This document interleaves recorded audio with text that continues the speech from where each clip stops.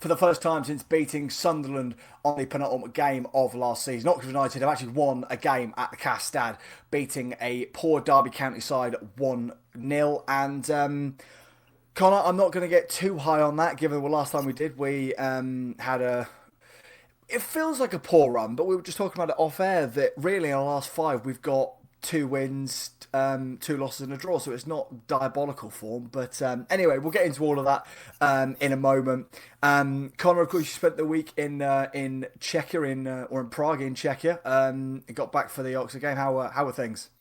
Yeah, it was good. I actually went to wasn't Prague, it was a small city in the southeast called Brno, where one of my Okay. friends from school lives.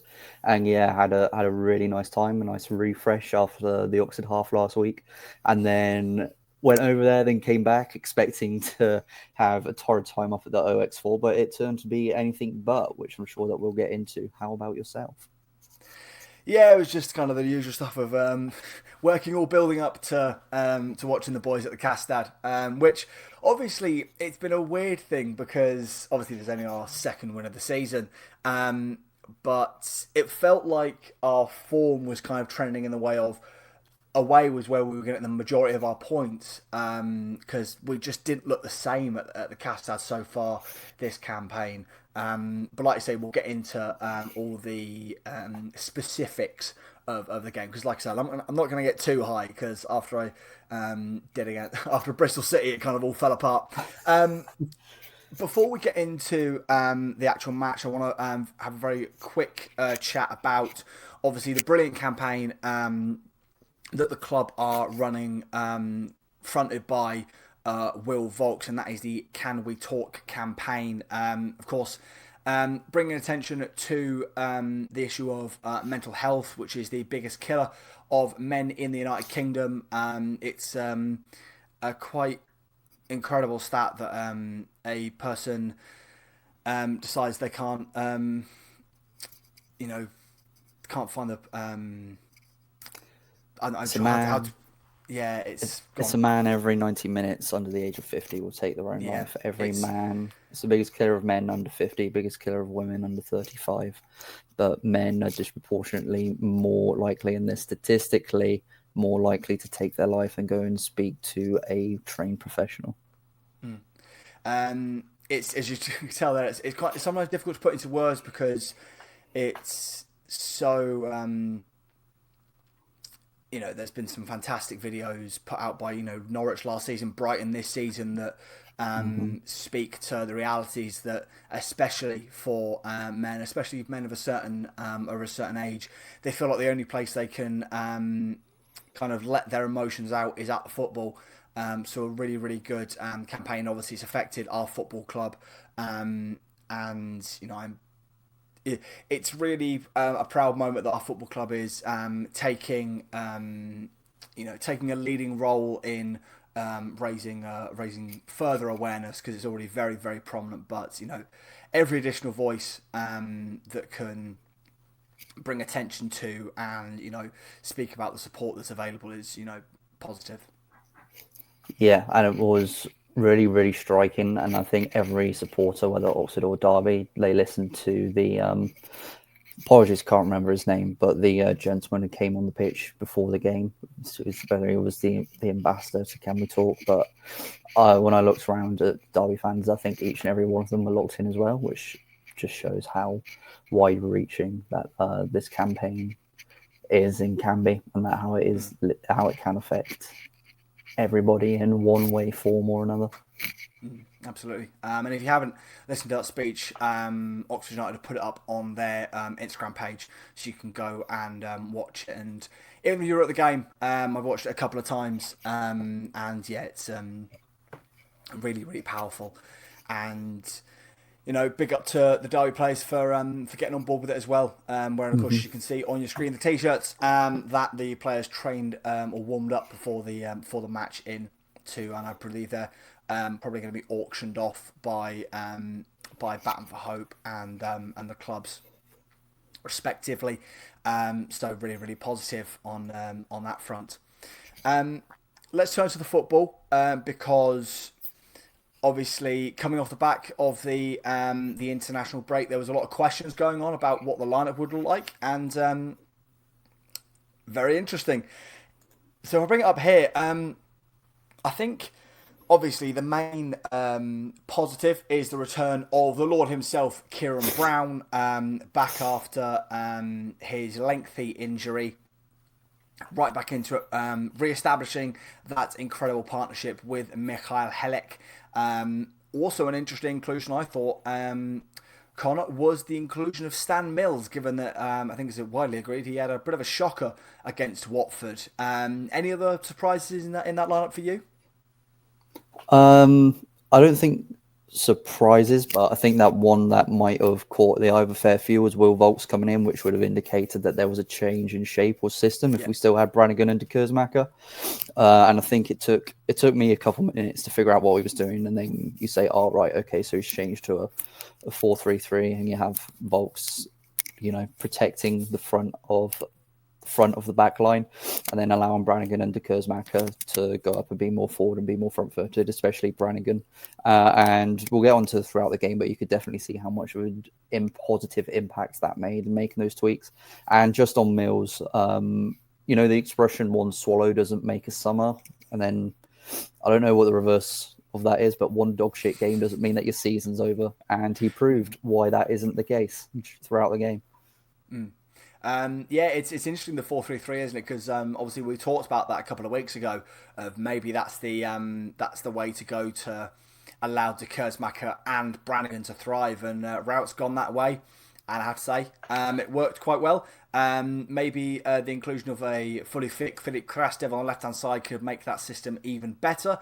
Because Brody Spencer and Jack Curry were getting up and down those wings. Which is interesting because the kind of left back that Jack Curry is, you think he get a nosebleed if he gets anywhere near the opposition's area, but he was putting some really decent crosses, some really decent work out on that left hand side. Yeah, I saw a tweet earlier from quite a prominent Ox member on X, and he's just saying the same that I've been saying for the last few weeks, that every game just steadily Curry grows better and better. Like, you can see his standard rising as a championship player. I think that first couple games against Portsmouth, and I believe he played against Hull, but either way, the first few games you could see that maybe he was a bit shaky and he was just getting into it. But now he's putting in good, solid 7, sometimes 8 out of 10 performances.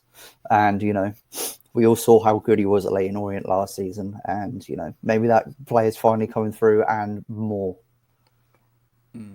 Another player I want to quickly touch on, because he didn't have much impact on the game, in the sense he was getting on the ball but not doing an awful lot with it, is a man we've mentioned a couple of times, Siriki Dembele. Dembele is the kind of player that, and the more and more I watch, and the more this thought solidifies in my mind, that he watches montages of Ronaldinho before he goes to bed, but he skips over the goals. Because there's an unbelievable run he makes, where he kind of fake shots twice and then pass it off, and it's just, yeah, it's annoying because, we've said so many times with Dembele, he makes the runs, he's got the skill, but his output is severely lacking at this moment in time. Obviously, he got 2 big goals at the back end of the last campaign against Watford and Sheffield United, but if you look at the amount of chance he has to his actual conversion rate, it must be in the single percentage. You know what? I disagree slightly. I thought that Dembele had a pretty good game yesterday.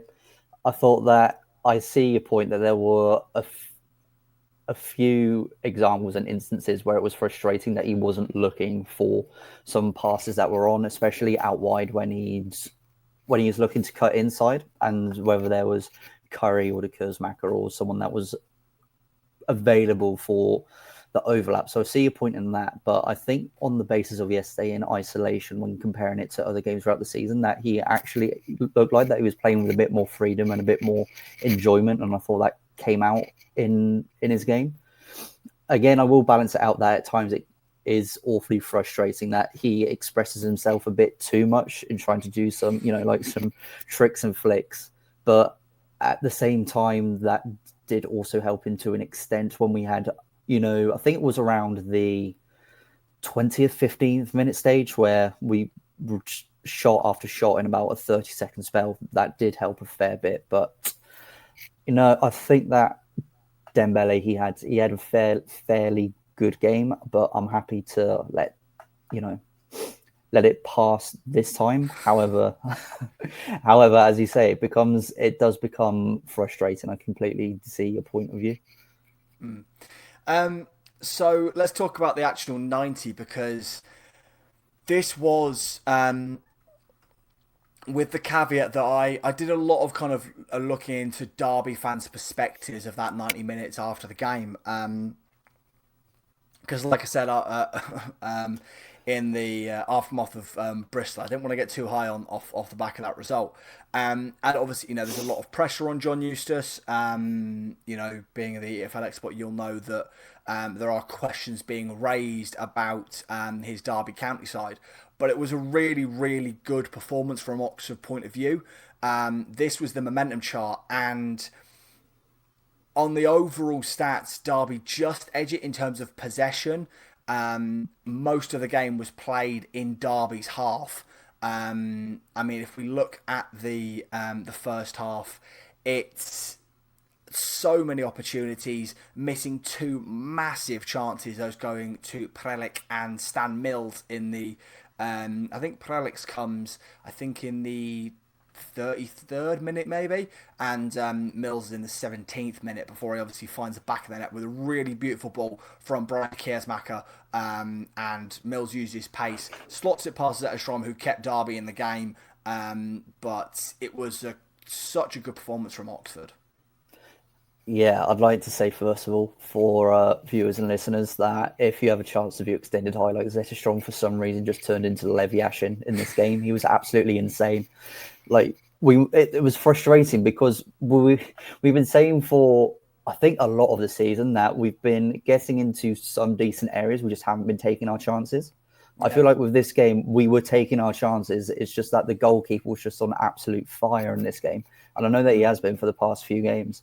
But anyway, moving on to Oxford, I think that both can be true in the sense that Derby played poorly and Oxford played well.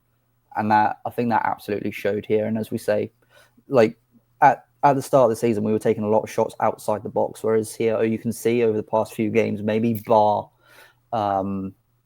Watford, that we are now getting into some decent areas and that we are at times playing some nice football. And it was nice that this goal, for the first time in a fair while, actually came from an open play movement, and it came from a transition and on the counter, which was really, really nice to see. Also nice for Stan Mills to score. Also nice for Stan Mills to score. Been rooting for that boy so much. Yeah, absolutely. Like you say, Zetterstrom had some incredible. I think he denied Brian de Kersmacher 3 times, Brannigan twice over the 90 minutes. But getting on to that about the we were creating chances. I mean, if you just look at the shot map on screen, the amount of those opportunities that were in the box, the massive. Trying to find it on our stat package. It's eluded me momentarily. I think it was over the course of the match that Derby had 7 touches in our area, and we had 15 in theirs. Massive, this is what we've been waiting for all season. It's just a shame that, especially going into half time, that we weren't more than 1 goal ahead. Yeah, it was. And I think that was a massive frustration. And that was also the massive apprehension that I could feel around in the concourse and in the stands. That I think that a fair few might have been thinking that it might be a case in point of, all right, we didn't win the game, but Sheffield United all over again. In the first half, we were so dominant that we'll come out in the second half and we'll just allow Derby to grow back into the game. And I thought Derby came back in a little bit, but it was feeble from them, and it wasn't as relentless from us in the second half, but we were still creating some good opportunities and getting into good spaces. This is a bit of an odd comparison, but one of the guys around me compared it to the Bolton game in the playoff final, in the sense that in the stands, kind of on the day, you feel the nerves are there because watching Oxford United in the stands, you can never really relax. But when you watch it back, Derby do very little to threaten Oxford. And if I bring up the second half stats, this is, If I'm a Derby fan, I'm fuming. I am yeah, absolutely absolutely. livid. Because again, they have more of the ball by a couple of percentages, but three shots, not a single one on target, a 0.13 xg, and Oxford miss a massive chance in that second half. And like you say, Derby fans, like I said, I looked into a couple of their responses to the game, and they're absolutely fuming with this performance because, like I said, it's just that they were toothless. A lot of complaints of them being to second every ball. It's quite interesting because I compared it to a lot of our reactions to the games we've lost this season, which is why I'm not getting too high on off the back of this result, because it's a side that are going to be, I think, around where we are at the end of the campaign. Yeah, I did say going into this game the past couple of weeks, and I think in pre-season, I think I said there was, I could see on paper, because the players that they have are good championship players on paper, but there was an air of cautiousness because of the age of some of the players that they were bringing in, and trying to fit into whatever on the display of Saturday, whatever a John Eustace side is.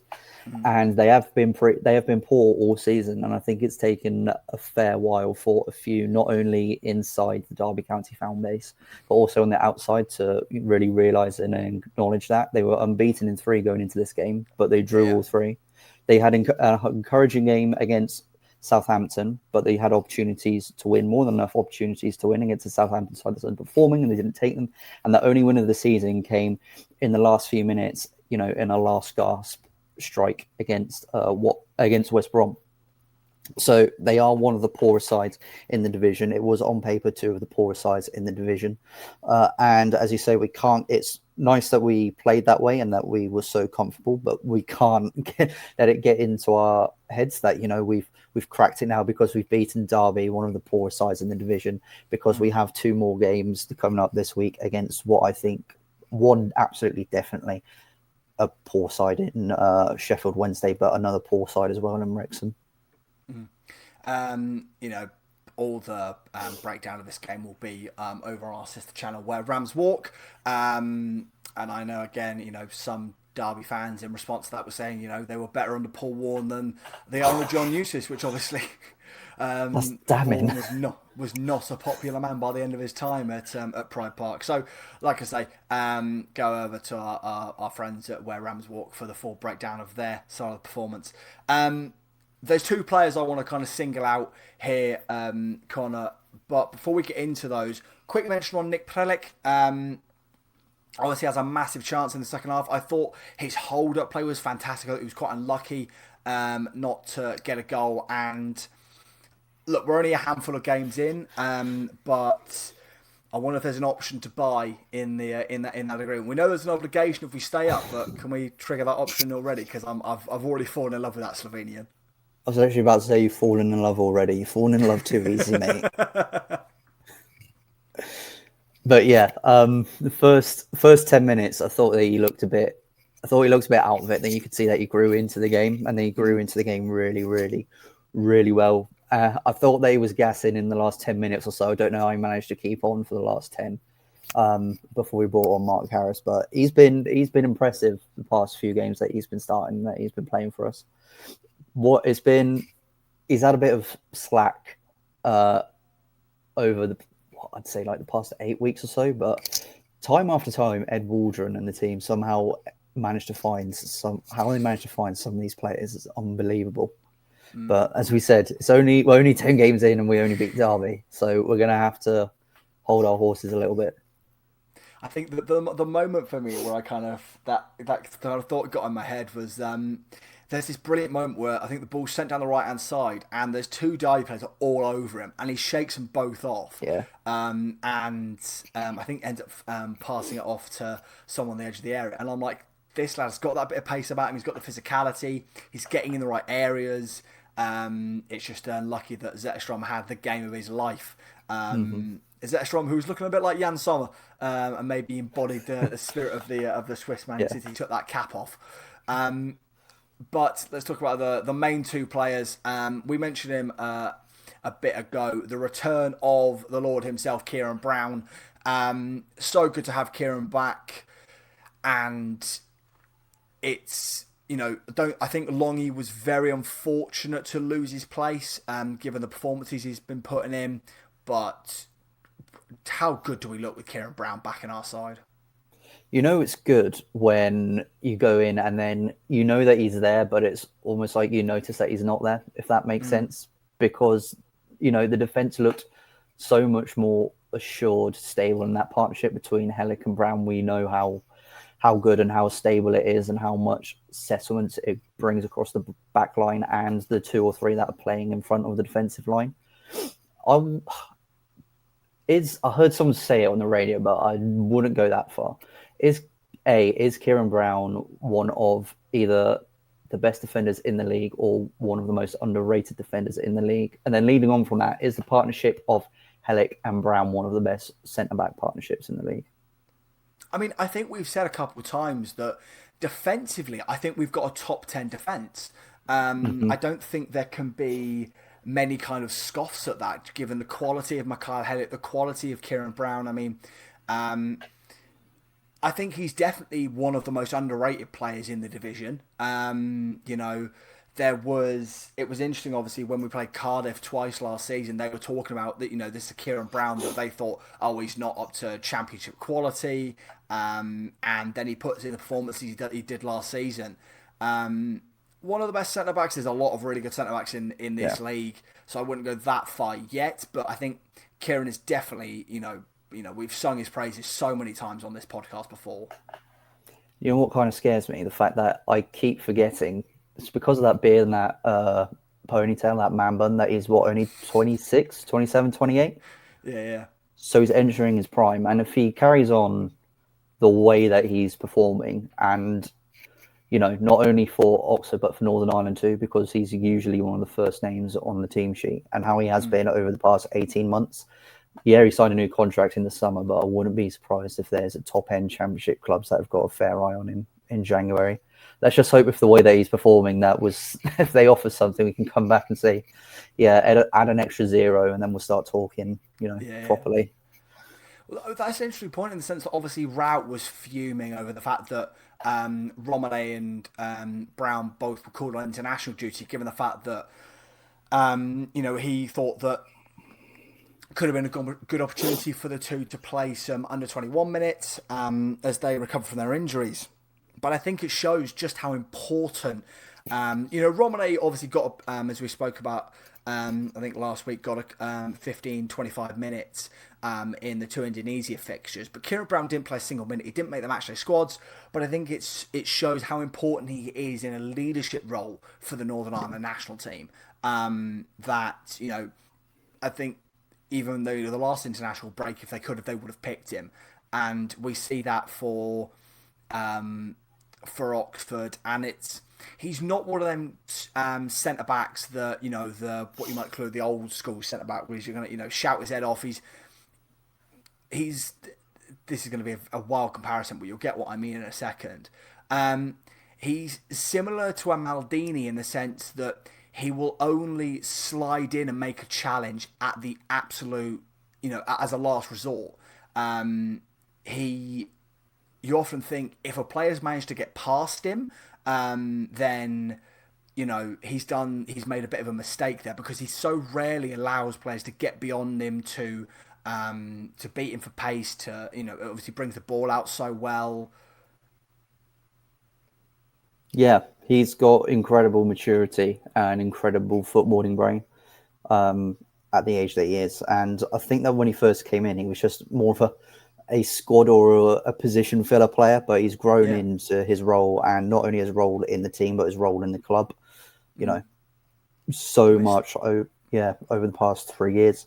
He may well down go as the best signing that Carl Robinson really didn't mean to make. I was going to say the fact. I mean, obviously we bought him as a left back, Yeah. and he's turned into a top half championship centre half is incredible. It's hilarious. You know, big up Cole Robinson, the man who can persuade Fabio Barini to go and play in Salford. But Wild that. I know, it's absolutely mad. It's the most Cole Robinson signing I think I've ever seen in my entire life. I know. But the other man we need to mention from the game yesterday is Stanley Mills. He, like we said, he's had a bit of an up and down season so far. We were clamouring for him to get games early in the campaign, then he did start and was crap.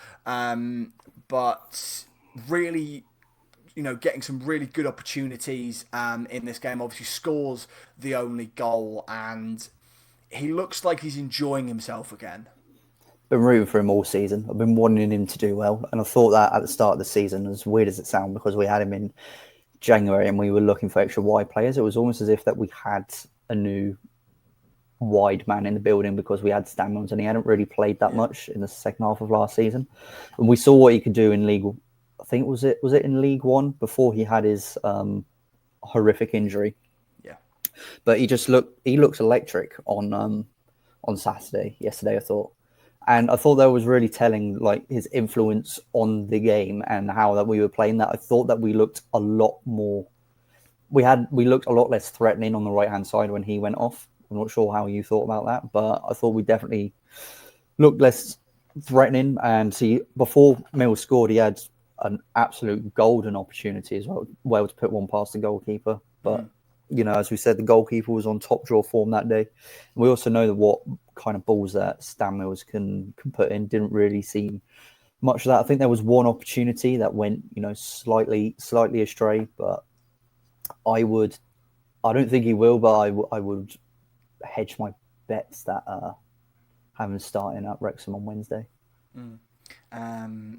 Look, Rowett's obviously a very good coach, knows the league a lot, but it's almost like that's what happens when you put a right footer on the right hand side of the attack. Stan, obviously, like you said, we've been rooting for him all season. One of the many lone players we fell in love with during the promotion campaign had that horrific injury, and like you say, last season he did okay given the fact that obviously he spent the last 12 months recovering. And obviously the decision to bring him back, we were all delighted for him to come walk back into the building. But Rowett was maybe a bit unconvinced given the fact that it took a little bit of time for Stan to get in the matchday squads and be trusted with full 90s. But like you say, he's got that dynamism that I think his pace is underrated. I think people see him, given that he's 6'1", 6'2" maybe, and think, he's going to be a bit slow. But he's got that burst of pace. He's got the composure in the dribbles, which not a lot of our wide men have got. Yeah, no, I'll have him starting over Plaheta any other day of the week on that right hand side if it really needed, over Dembele as well. I think because we know what Stan Mills does and what he brings. I think he also, because he's a bit taller than the other two, and he's a bit wider as well, and he has a decent body composition that brings a bit of physicality as well when thinking across our wide players, because our wide players are either pretty small or pretty thin. So I think that he's brings a good combination of what you want from a direct physical attacking player in the Championship.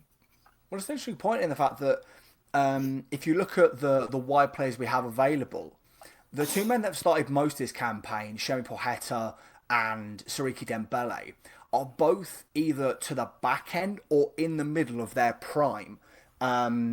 So they're not gonna grow much more. But Stan is, I think he's still 21. So he can still grow, can still develop as in the style of wide man that he is. And like you say, I'm not saying he could be, the same type, but in a mould of an Adama Traore, in the sense that he's got that he gets a bit of muscle on him, so he becomes so difficult to knock off the ball.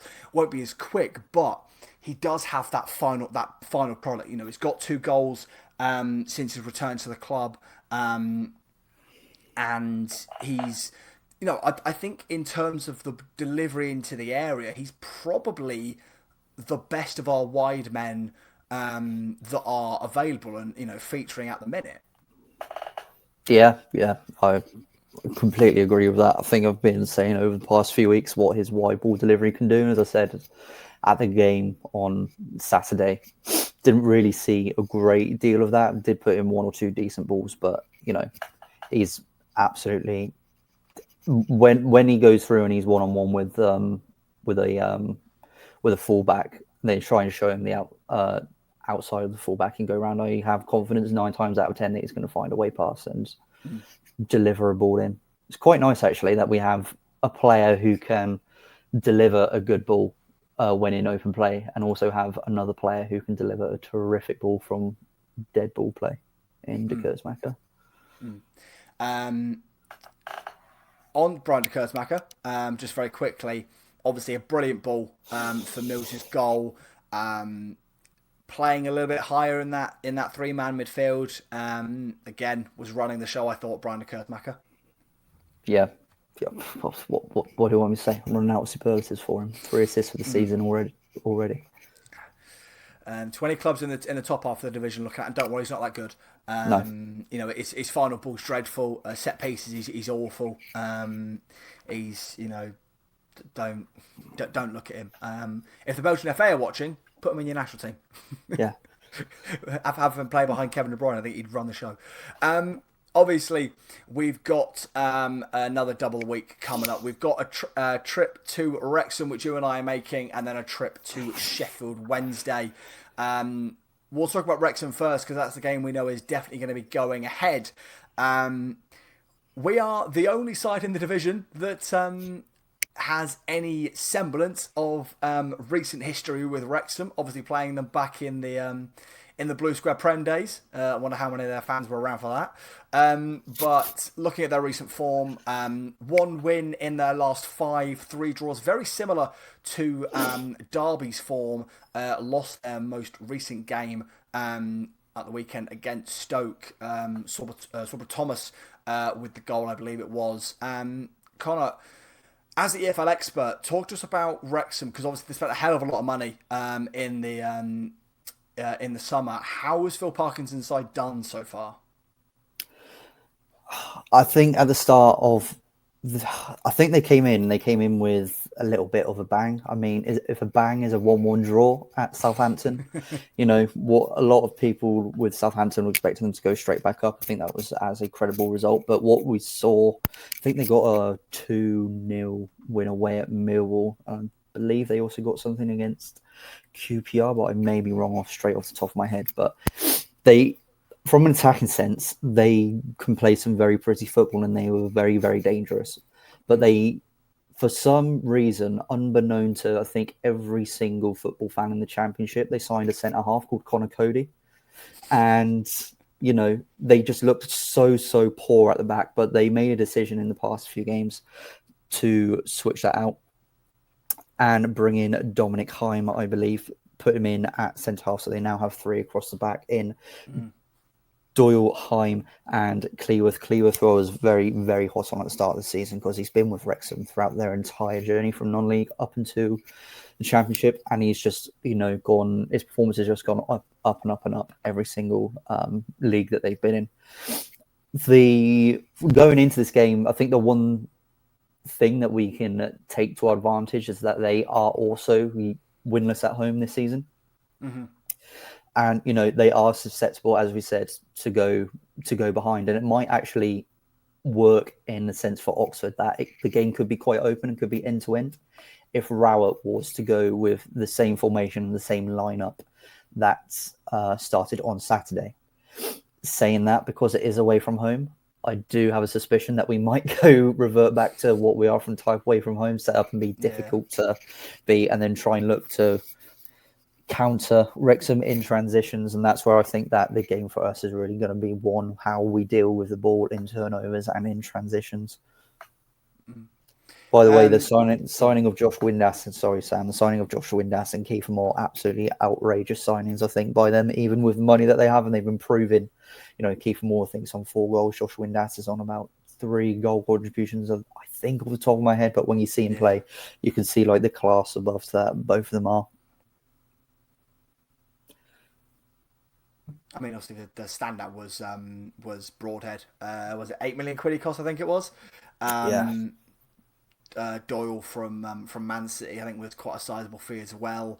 I mean, you question the signing of Connor Cody. I mean, with Mullen and Palmer no longer in the door, they had to have some new main character for the documentary.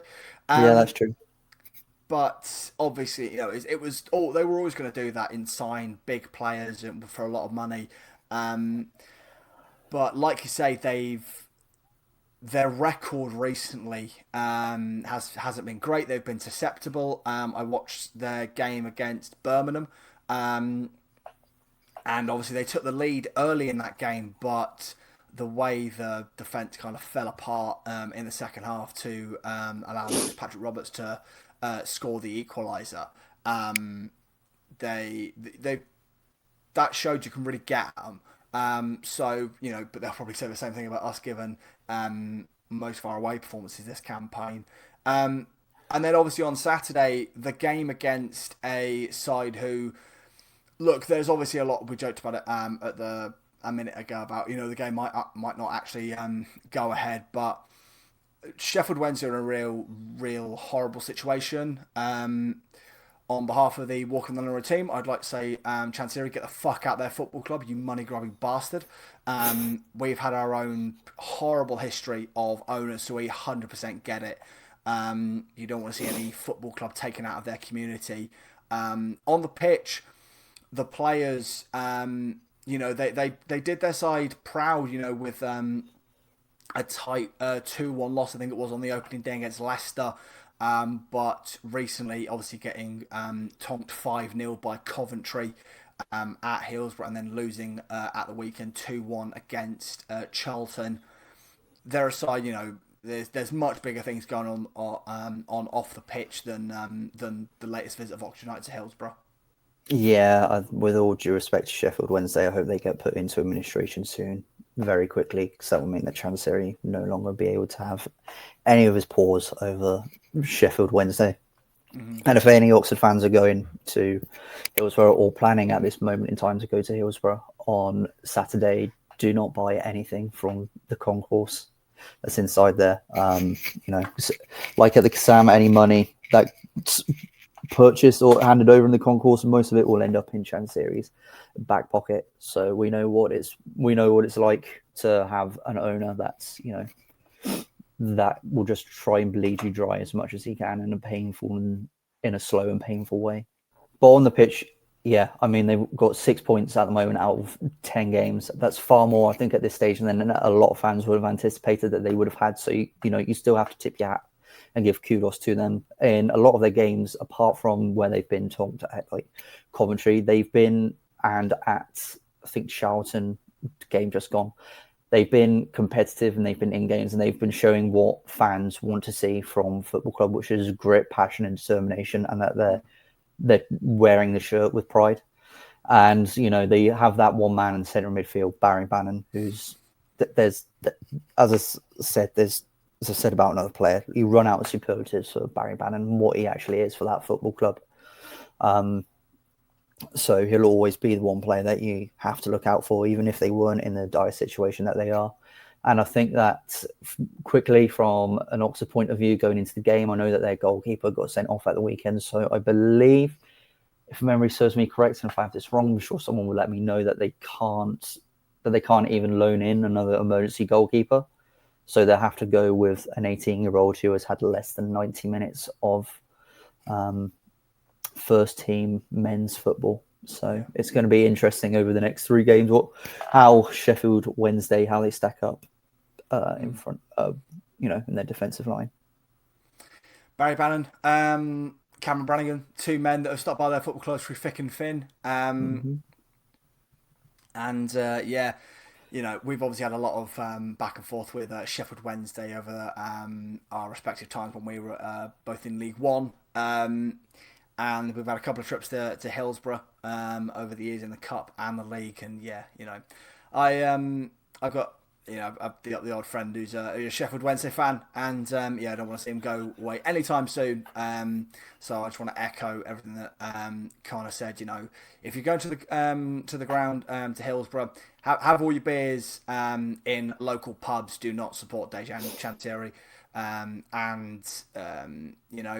if there's any protests, I'm not sure, from the Sheffield Wednesday supporters, back it as much as we can, and chant for that greedy cunt to get out of their football club, because like I said, we know too well what that's like. But thanks so much, folks, for watching this week's episode of Walking the London Road. We'll of course be back. We'll be back next week with a coverage of another 2-game week. Hopefully we can start to build some momentum in this championship season after a bit of a stuttering start. See you later.